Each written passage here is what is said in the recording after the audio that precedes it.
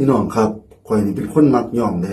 ถ้าสมมติว่ามีคนมาย่องข่อยว่าพ่อใหญ่เจ้าคือใส่แว่นตาคือแท้ใจข่อยนี่ขึ้นฮึบๆแล้วเด้อยากซื้อมาตุนไว้สัก2-3อันเปลี่ยนกันใส่ให้มันถูกอกถูกใจเขาเจ้าให้มันดูดีสมคือจังเขาเจ้าว่า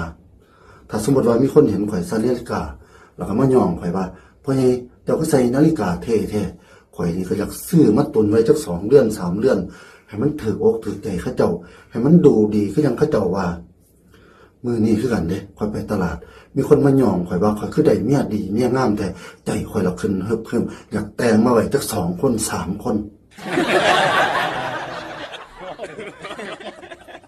มันถืออกถือใจเขาเจ้าใจข่อยละขึ้นฮึบคือปานนึงซาใจข่อยอยากแต่งไว้จัก7 คน 8 คนบ่ได้ว้าย